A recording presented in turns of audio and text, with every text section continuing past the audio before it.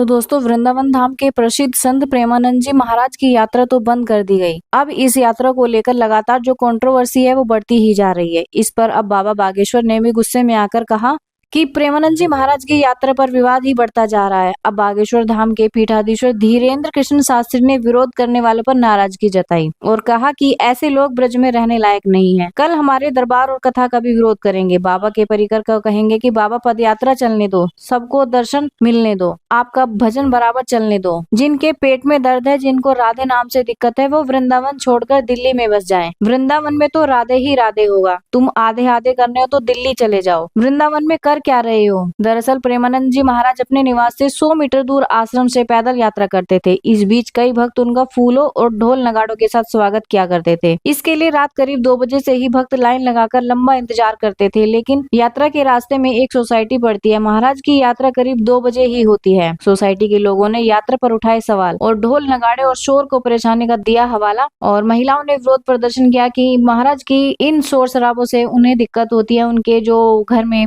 बुजुर्ग हैं उन सबको दिक्कत होती है। लोगों ने महाराज का तख्ती लेकर विरोध भी किया। इस प्रदर्शन के बाद महाराज की तरफ से सोशल मीडिया पर भक्तों को जानकारी दी गई कि उनकी यात्रा अत्यधिक भीड़ और स्वास्थ्य कारणों के चलते अनिश्चित काल के लिए बंद की जा रही है। बागेश्वर बाबा ने कहा कि किसी सिद्ध साधु की यात्रा पर रोक लगाना अपराध है। साधु के भजन में अगर तुम रोक लगाओगे तो देवी हो, तो तुम इंसान नहीं हो। पुराने समय में हवन कुंड से राक्षसों को दिक्कत हुआ करती थी, भजन से मनुष्य को नहीं होती थी, मानवों को नहीं, दानवों को हवन पूजन से दिक्कत होती थी। तो जो भी बाबा प्रेमानंद जी की पद यात्रा का विरोध कर रहा है, लोक लगाने की बात कर रहा है, शुद्ध रूप से वो वहाँ मानव ही नहीं है। और उन्होंने पद यात्रा बंद होने पर प्रेमानंद जी महाराज का आभार जताया है। जो भी प्रेमानंद जी के दर्शन करता है, जिसको जो भी मौका मिलता है वहाँ जाने का, वो बोलते हैं कि साक्षात कृष्ण का दर्शन कर लें। भक्तों के मन में यही सवाल है, क्या फिर से बाबा की पद यात्रा हो पाएगी?